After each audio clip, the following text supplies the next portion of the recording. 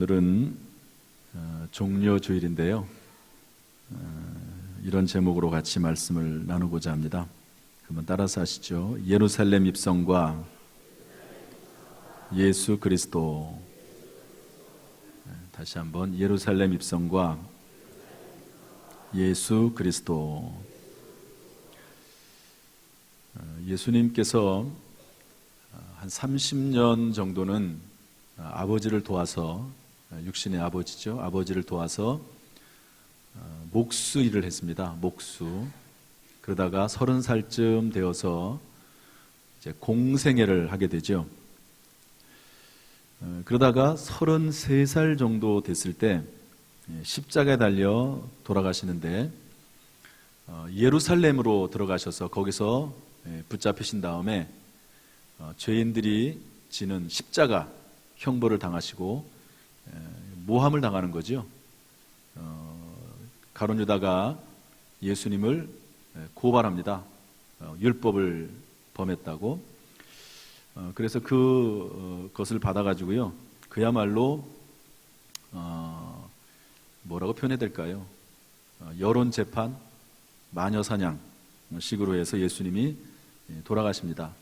오늘이 종려주일입니다. 그리고 이제 월, 화, 수요일, 목요일까지 예수님이 일을 하십니다. 이런저런 일을 하시고 목요일 날 밤에 잡히세요. 목요일 날 밤에. 그리고 금요일 날 오전에, 이른 아침에 사형 선고를 받습니다. 이게 뭐 있을 수 없는 일이죠. 이 세상에서 가장 불합리하고 정당하지 못한 재판, 그게 예수님에 대한 재판입니다. 하루 만에, 그것도 사형 선고를 받았으니까. 그러다가 금요일 날 낮 12시에 십자가에 달려서 운명하십니다. 금요일 날. 그리고 이제 돌무덤에 갇히신 다음에 토요일 날은 온전하게 그냥 무덤에 계세요. 그랬다가 주일날 이른 새벽 부활하십니다.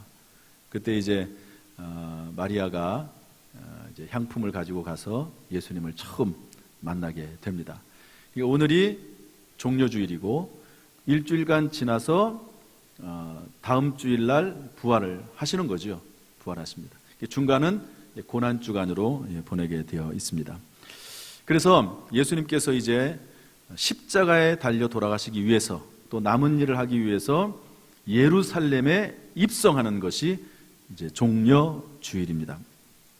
사람들이 잎사귀가 넓은 이 종려나무 그 가지를 흔듭니다. 그러면서 호산나, 하나님을 찬송하고 예수님을 찬송하고 영광을 돌리죠. 그리고 예수님은 나귀 새끼를 타고 가시는데 그 앞에다가 자기의 겉옷을 벗어서 다 놔요. 예수님이 그것을 밟고 지나갑니다. 나귀를 타시고 예수님을 높여드리는 거예요. 자기의 모든 것을 드려서 예수님을 섬기는 것입니다. 그런데 오늘 본문에서 이 과정 가운데 예수님이 어떤 분이신지 알 수가 있습니다.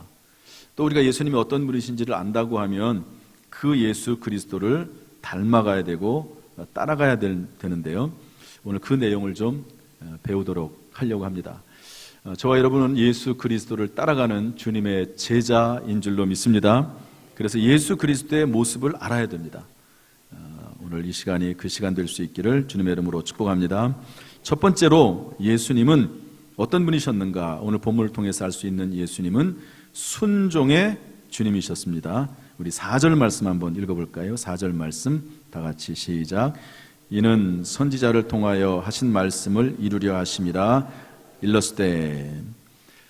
여러분, 예수님께서 예루살렘 성에 들어가실 때 많은 사람들이 환호하고, 그리고 많은 사람들이 예수님을 높여드렸는데요, 그때 예수님께서 나귀 새끼를 타고 가세요. 여러분, 왜 그랬을까요? 아니, 말을 탈 수도 있고 참 멋있잖아요. 뭐 백말 같은 거 타고 막 멋있게 들어갈 수 있고, 옷도 좀 멋있는 거 좀 차려입고, 어차피 많은 백성들이 막 높여드리고 찬송하고 이러니까 그렇게 들어갈 수가 있겠는데, 예수님은 굳이 제자들 2사람을 시켜가지고 너 저쪽 마을로 가봐라. 그러면은 나귀하고 나귀 새끼가 메어 있는데 가져와라. 예수님, 그거 도둑질 아닙니까? 그냥 가져오면 어떡합니까? 그랬더니 누구든지 그 일에 대해서 뭐라고 얘기를 하면 주가 쓰시겠다 하라, 이렇게 말합니다. 따라서 합시다. 주가 쓰시겠다 하라. 그러면 줄 거다, 가져와라 하는 거죠. 여러분, 때때로 우리가 기도할 때 하나님의 마음에 감동하기를, 주님이 원하시는구나, 주님이 쓰길 원하시는구나 하는 혹시 그런 마음이 있으면 믿음 가운데서 순종할 수 있기를 주님의 이름으로 축복합니다. 그래서 예수님께서 이제 나귀 새끼를 굳이 찾아가지고 예루살렘을 입성하게 되는데요. 그 이유가 중요하잖아요. 구약 성경에 그렇게 예언되어 있기 때문에 그렇습니다. 예수님 당시 그때부터 시작을 해서 약 500년 전에 스가랴라고 하는 선지자가 예언을 했어요. 그래서 그 예언된 말씀에 따라 예수님은 순종한 것입니다. 따라서 여러분, 예수님은 평소 자신에 대해서 예언되어 있는 구약의 말씀에 대해서 거룩한 말씀에 대한 지식을 가지고 있었습니다. 지식을 가지고 있었어요. 그리고 그 말씀에 따라 순종하는 삶을 사셨습니다. 여러분, 예수님은요, 순종의 표본이라고 볼 수가 있습니다. 누가복음 2장 51절 말씀 한번 같이 읽어볼까요? 다 같이 읽어보겠습니다. 시작. 예수께서 함께 내려가사 나사렛에 이르러 순종하여 받드시더라. 그 어머니는 이 모든 말을 마음에 두니라. 부모님에게 순종했습니다. 여러분, 예수님은 어렸을 때부터 순종의 삶을 살았는데요. 어렸을 때 부모에게 순종하는 것은 하나님의 뜻에 따르는 것이고 하나님에게 순종하는 것입니다. 또 결혼하게 되면은요, 순종의 개념을 약간 벗어나는데요. 결혼하고 나면 부모를 공경하는 것이, 공경하여 받드는 것이 하나님에게 순종하는 것입니다. 왜? 하나님께 그렇게 말씀했기 때문에 그렇습니다. 그러므로 여러분, 순종의 예수님을 우리가 믿는다면 그 순종의 예수님을 따라야 될 줄로 믿습니다. 단 말씀의 지식을 근거로 순종하는 삶을 살았다는 게 중요합니다. 따라서 합시다. 말씀의 지식을 근거로. 다시 한번, 말씀의 지식을 근거로. 어떤 사람이 있는데요, 직장의 말단 사원입니다. 그런데 아주 열심히 특심했어요. 그래서 열심히 일을 했습니다. 밤을 새워서 일을 했어요. 그리고 나서 직장 상사에게 가가지고 보고를 했습니다. 내가 요즘 이렇게 열심히 일을 했다고. 칭찬을 듣기 위해서 그렇게 얘기한 거죠. 그런데 그 직장 상사가 그 얘기를 듣는 순간 칭찬을 하지 않고 꾸중을 했습니다. 왜 그럴까요? 시키지 않은 일을 한 거예요. 야, 내가 너 언제 그 일 시켰냐? 지금이 얼마나 바쁜데 지금 그 일하고 자빠졌냐고. 이게 무슨 짓이냐고. 그럴 수 있습니다. 여러분, 중요한 것은 내가 얼마나 열심히 일을 하느냐가 중요한 게 아니고 하나님의 뜻대로 내가 일을 하느냐 하는 것이 중요합니다. 제가 가끔 이야기를 합니다. 어떤 사람이 밤새도록 밤잠 안 자고 일을 했어요. 그 사람의 직업이 뭐라고요? 도둑이에요, 도둑. 그게 무슨 의미가 있습니까? 밤잠 안 자고 일하는 게 무슨 유익이 있습니까? 아무런 쓸데없는 일입니다. 제가 목회를 하면서 장충대학교에 있었는데요, 부목사로 제가 한 교구를 맡았습니다. 그 교구가 이제 4개의 교구와 부목사님이 4분 계시면서 4개의 교구로 나눴는데요, 교회가 큰 교회죠. 여전사님하고 함께 일을 합니다. 그런데 한 번은 어떤 여자분이 상담을 하러 왔어요. 아주 이렇게 공부를 많이 했고 똑똑하고 또 예쁘고 아주 참 정말 누가 봐도 괜찮은 그런 사람이에요. 30대 한 중반 정도 됐습니다. 상담을 하러 왔는데 무슨 일이냐고 물어봤더니 남편에 대한 이야기를 하는 거예요. 남편도 훌륭합니다. 좋은 차 타고 다니고 강남에 좋은 집에 살아요. 그리고 외국에서 공부도 했습니다. 뭐 잘생겼어요. 괜찮아요. 참 어떻게 저렇게 잘 만났나 이런 생각이 드는데, 그런데 이 남편이 밤새도록 뭔가 일을 하는 거예요. 밤새도록. 무슨 일을 하느냐? 게임을 하는데요, 바둑을 둡니다. 밤새도록 바둑을 두는 거예요. 토요일날도 바둑하고 주일날도 바둑하고. 교회를 다니는데 바둑하니라고 어느 경우에 밤을 꼬박 새면은 주일날 예배를 못 나와요. 그것 때문에 너무너무 힘들어가지고 상담을 하러 왔습니다. 제가 이제 그 말을 듣고 남편도 집에 찾아가서 신방도 하고 그렇게 하는데 안 돼요. 왜냐하면 이미 게임에 중독이 됐습니다. 결국 같이 못 살더라고요. 살 수가 없죠. 남편이 밤에 게임만 하고 있으니까. 열심히 일은 해요. 무언가 열심히 하기는 해요. 그런데 게임하고 안 좋은 일하고 잘못된 일하고 하나님이 기뻐하신 일 하진 않고 다른 일을 하게 되면요, 그것은 의미가 없습니다. 그러므로 우리가 순종을 하되 하나님 안에서, 하나님의 말씀 안에서 해야 될 줄로 믿습니다. 여러분, 연날리기를 할 때 연줄이 매어 있어야 되는 겁니다. 연줄이 뭡니까? 하나님의 말씀입니다. 하나님이기도 하고 하나님의 말씀이기도 합니다. 아무리 자기의 정당성을 주장을 해도, 자기가 옳다고 말을 해도 하나님의 말씀에서 벗어나면 그것은 인정받을 수가 없습니다. 하나님의 말씀, 하나님이 기뻐하시는 말씀 안에서 행할 때 그것이 참으로 복된 일이 될 줄로 믿습니다. 예수님처럼 말씀을 알고 말씀에 대한 지식을 가지고 있고 그 지식 안에서 순종하는 그런 신앙의 모습이 있기를 주님의 이름으로 축복합니다. 두 번째로 예수님은 겸손의 주님이셨습니다. 우리 5절 말씀 읽어볼까요? 5절 말씀 시작. 시온 딸에게 이르기를 내 왕이 내게 임하나니 그는 겸손하여 나귀 곧 멍에 매는 짐승의 새끼를 탔도다 하라 하였느니라. 여러분, 성경을 해석할 때 도대체 예수님이 왜 나귀 새끼를 타셨을까? 여러분, 학자들이 많이 연구를 합니다. 어떤 분은 이런 말도 하더라고요. 그 당시에 왕이 입성할 때 나귀 새끼를 타고 입성했다, 이런 얘기를 하는 분도 있어요. 그렇게 연구했으니까 그런 결과가 나왔겠죠. 그러나 가장 중요한 것은 성경은 성경으로 해석하는 겁니다. 따라서 합시다. 성경은 성경으로. 성경에 뭐라고 예수님이 나귀 새끼를 타신 것에 대해서 해석을 하냐면 스가랴서 9장 9절 말씀 한번 읽어보겠습니다. 다 같이 시작. 시온에 따라 크게 기뻐할지어다. 예루살렘에 따라 즐거이 부를지어다. 보라, 내 왕이 내게 임하시나니 그는 공의로우시며 구원을 베푸시며 겸손하여서 나귀를 타시나니 나귀의 작은 것 곧 나귀 새끼니라. 나귀 새끼를 타셨는데 그 이유가 뭡니까? 겸손하여서라고 되어 있습니다. 하나님의 말씀에 근거해서 나귀 새끼를 타셨고, 그리고 겸손에 대한 증거로 나귀 새끼를 타셨다고 성경은 우리에게 알려주고 있습니다. 그러므로 우리가 예수님을 우리의 주님으로 믿고 따른다면 오직 겸손함으로 나가야 될 줄로 믿습니다. 겸손하는 사람에게는 존귀가 있고 지혜가 있는 줄로 믿습니다. 역사적으로 유명한 작곡가가 하나가 있죠. 누굽니까? 베토벤입니다. 베토벤. 그런데 그 베토벤의 시대에 유럽에 특출난 지도자가 한 명 태어났습니다. 그게 누구냐면 나폴레옹입니다. 나폴레옹이 혜성같이 유럽 사회에 등장을 했는데요, 그때 나이가 27살입니다. 그때 베토벤의 나이는 26살입니다. 그런데 이 베토벤이 이 나폴레옹의 모습이 너무너무 훌륭하고 특출나고 좋아가지고요, 이 나폴레옹을 위해서 교향곡을 하나 만들었습니다.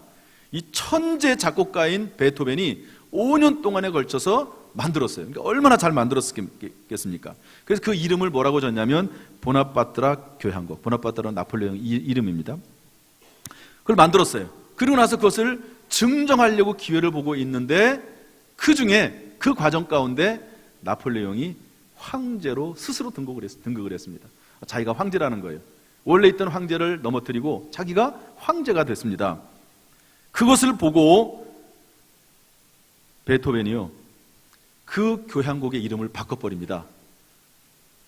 보나파트라 교향곡이 아니고 장송행진곡이라고 바꿔버립니다.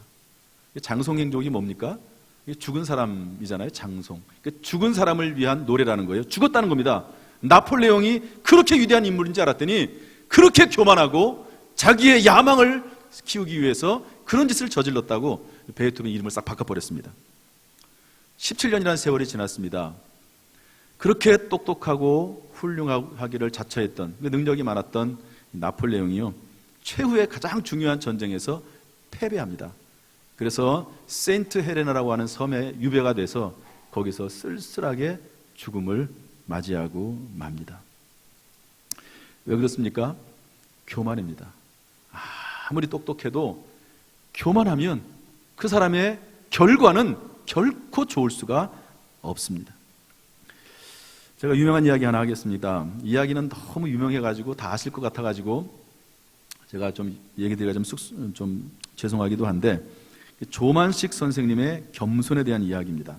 조만식 선생님은 화장실 청소로 유명하잖아요. 오산학교 교장이었고 민족과 교회의 지도자, 조만식 장로님이십니다. 여름에 여러분 뭐 재래식 화장실 알겠지만 제가 가끔 얘기하잖아요. 비가 오면은 막 그냥 물이 가득 차가지고요.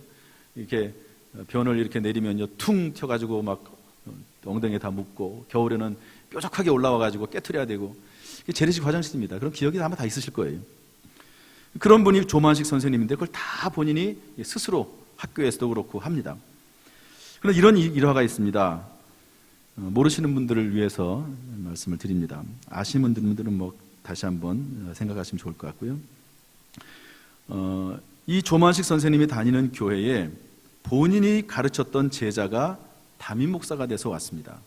그러니까 뭐 나이 차이가 꽤 많이 났겠죠.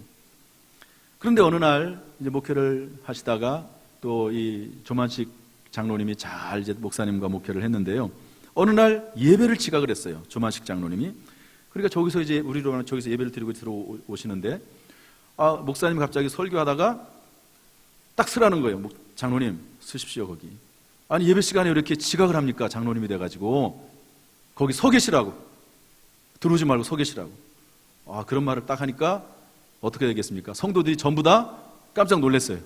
아니 조만식 장로님이 목사님의 스승이시고, 그리고 그래도 그렇지 예배 시간에 좀 늦었다고 그렇게 서 있으라고 하면 되냐고 그러고 막 좀 그러지 않겠습니까?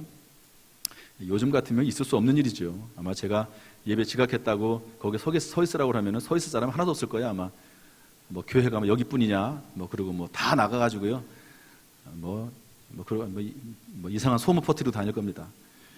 그런데 모든 성도들의 마음속은 설교를 듣고 있으면서도 예배가 끝나고 나서 어떻게 될까, 그게 관심이에요. 전부 다. 여러분 이 이야기 아시죠? 잘 모르시는 분들이 더 많으세요.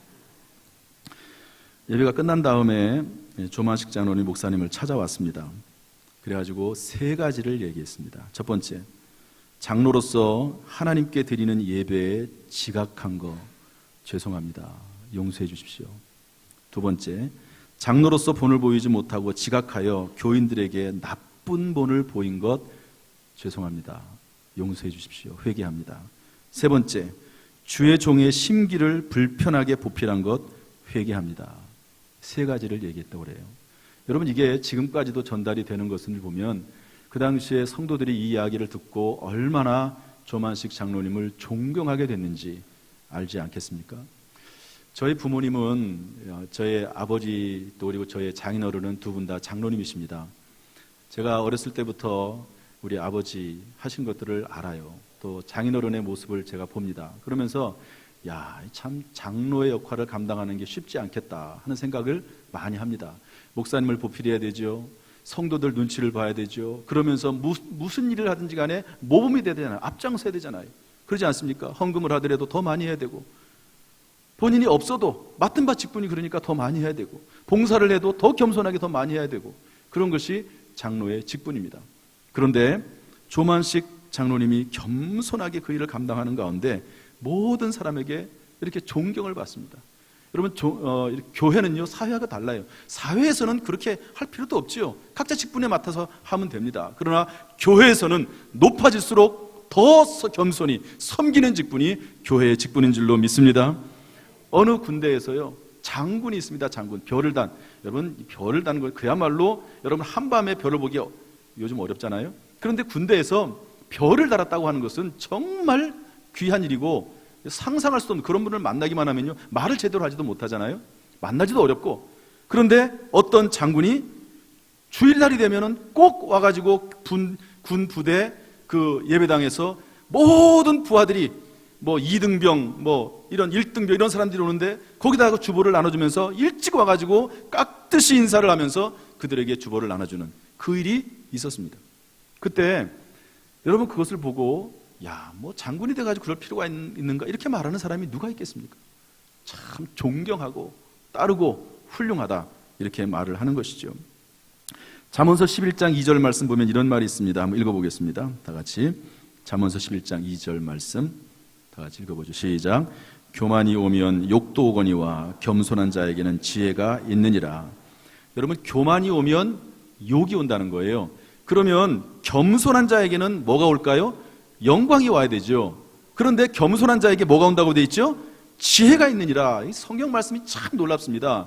겸손한 사람에게는 놀랍게도 지혜가 주어진다는 거예요. 겸손한 사람은 분별할 줄을 알고 분별할 줄 아는 자가 지혜로운 사람이 되기 때문에 그렇습니다. 제가 이번 주간에 어떤 집사님 집에 신방을 갔는데요, 그 벽에 성 프란체스코의 기도문이 붙어 있더라고요. 제가 그걸 사진 찍어가지고요 가지고 왔습니다. 한번 읽어드릴게요. 제가 변화시킬 수 없는 것은 그것을 받아들일 수 있는 평화로운 마음을 주시옵고, 제가 변화시킬 수 있는 일을 위해서는 그것에 도전하는 용기를 주시옵고, 또한 그 둘을 분별할 수 있는 지혜를 내려주옵소서. 성 프란체스코의 기도입니다. 우리가 다 모든 일을 다 할 수 있는 게 아니에요. 할 수 있어도 하지 말아야 되는 일도 있습니다. 그것을 구분할 수 있는 것이 지혜라고 하는 것이죠. 그런데 그 지혜가 누구에게 주어집니까? 겸손한 자에게 주어지는 줄로 믿습니다. 우리가 겸손의 주님을 따른다고 하면 주님과 함께 겸손을 배울 수 있기를 주님의 이름으로 축복합니다. 세 번째로, 주님은 영광의 주님이십니다. 우리 7절부터 9절 말씀 같이 읽어보겠습니다. 시작. 나귀와 나귀 새끼를 끌고 와서 자기들의 겉옷을 그 위에 얹음에 예수께서 그 위에 타시니 무리의 대다수는 그들의 겉옷을 길에 펴고 다른 이들은 나뭇가지를 베어 길에 펴고 앞에서 가고 뒤에서 따르는 무리가 소리 높여 이르되 호산나 다윗의 자손이여 찬송하리로다. 주의 이름으로 오시는 이여 가장 높은 곳에서 호산나 하더라. 아멘. 예수님은 비록 나귀 새끼를 타고 겸손하게 오셨지만 예수님은 다윗의 혈통에서 나신 예수 그리스도, 하나님의 아들이시며 메시아 그리스도이신 줄로 믿습니다.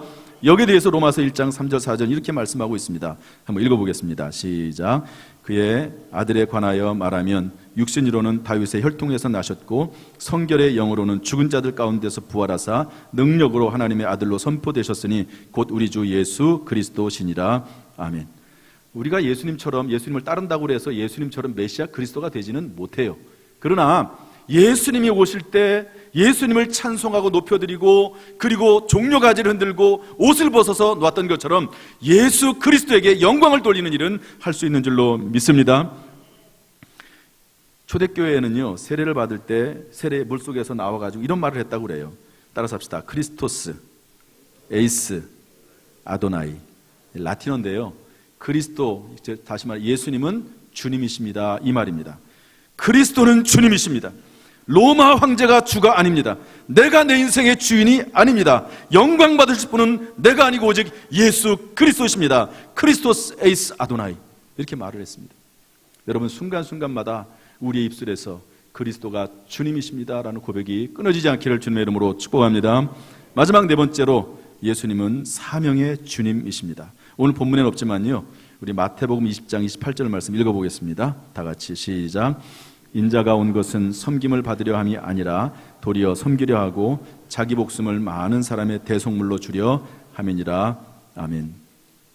예수님은 나귀를 타고 영광스럽게 예루살렘에 입성을 했지만 예수님의 최종 목적지는 골고다 언덕에 있는 십자가였습니다. 거기에서 우리의 죄를 대신해서 죽으심으로 사명을 감당하신 분이 예수님이신 줄로 믿습니다. 그러므로 우리도 작든 크든지 간에 그 사명을 잘 감당할 수 있기를 소망합니다. 나를 위해 십자가를 지신 예수 그리스도를 따라가기를 주님의 이름으로 축원합니다. 이번 고난주간 특별 새벽기도에 평소에는 나오지 못하더라도 주님의 고난에 동참하는 마음으로 참석할 수 있기를 부탁을 드립니다. 40일도 아니고 5일입니다. 하나님 앞에 나와서 기도할 수 있기를 바랍니다. 말씀을 정리하겠습니다. 어떤 목사님이 이번에 기도원에 가서 제가 좀 책들을 좀 많이 읽었는데요, 보통 이제 예배를 한 3번 정도 하루에 3번씩 드리는데 이번에는 2번만 예배 드리고 좀 책을 좀 많이 읽었습니다. 그 책에 나오는 내용입니다.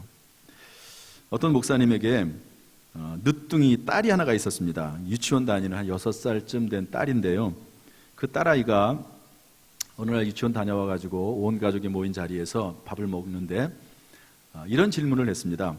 아주 맹랑한 질문을 했는데요, 세상에서 가장 힘든 일이 무엇일까요? 물어보는 거야. 애가 지금. 아빠, 세상에서 가장 힘든 일이 뭐야? 여러분은 세상에서 가장 힘든 일이 뭔가요? 한번 생각을 한번 해보시죠. 조그만한 6살짜리 딸아이가 질문하니까 또 이제 오빠가 있고 이제 언니가 있는데 이제 대답을 한마디씩 다 했습니다. 아버지가 이제 목사님인데 이제 목사 입장에서 말하지 않고 일반 성도들 입장에서 얘기를 했습니다.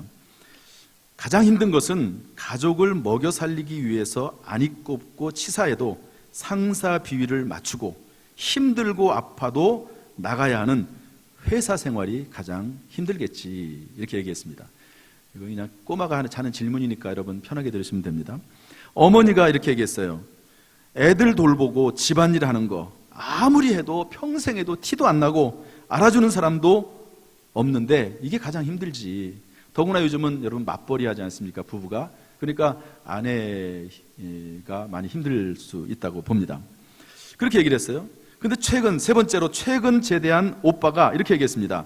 한여름 더위와 한겨울 추위와 싸우는 군대 생활이 제일 힘들지. 이 세상에서 그것만큼 힘든 게 어디냐.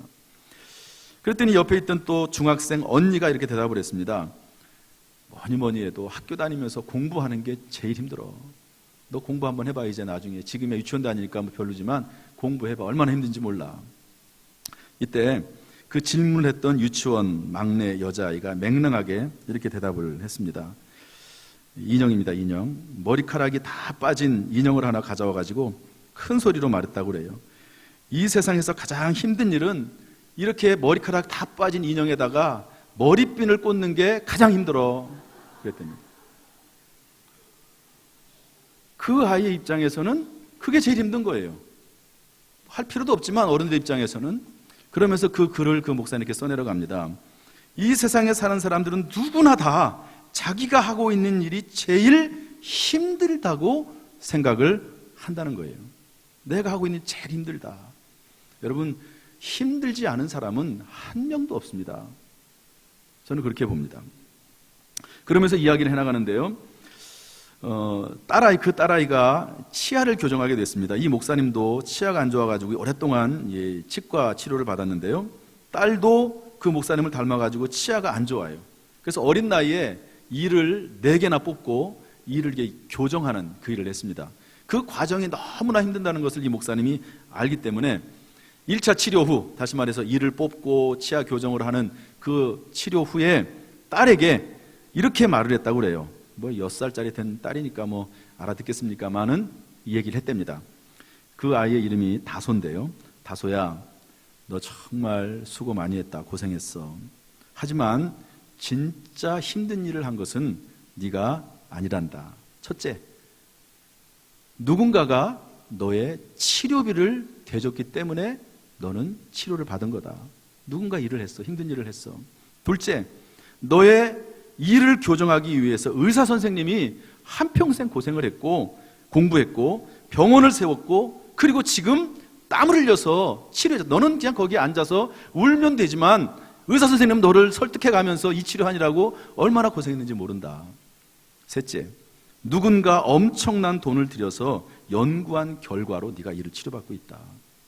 그래서 진짜 힘든 일을 한 것은 물론 너도 힘들었지만 네가 아니고 다른 사람이란다. 이렇게 설명을 해줬다는 거예요. 그러면서 이야기를 이어갑니다. 진짜 힘든 일은 주님이 다 하셨다. 내 죄와 내 모든 인생의 문제를 위해서, 나를 위해서 진짜로 힘든 일을 하신 분은 예수 그리스도시다. 할렐루야. 그러므로 우리는 그분을 따라가기만 하면 된다. 이렇게 글을 써내려갔습니다. 여러분, 무가치한 일, 쓸데없는 일, 헛된 일, 이런 거 중단하고 주님이 기뻐하시는 일, 힘들어도 따라갈 수 있기를 주님의 이름으로 축복합니다. 특별히 고난주간을 맞이해서 예수 그리스도 부활하신 날을 맞이해서 모든 악한 일을 중단하고 예수 그리스도를 따라가기를 주님의 이름으로 축복합니다. 지혜와 능력과 건강 주시기를 주님의 이름으로 축원합니다. 기도하겠습니다. 하나님 아버지, 오늘 말씀 가운데 주의 음성을 듣고 실천함으로 살아가게 주옵소서. 예수님의 이름으로 축복하며 기도하옵나이다. 아멘.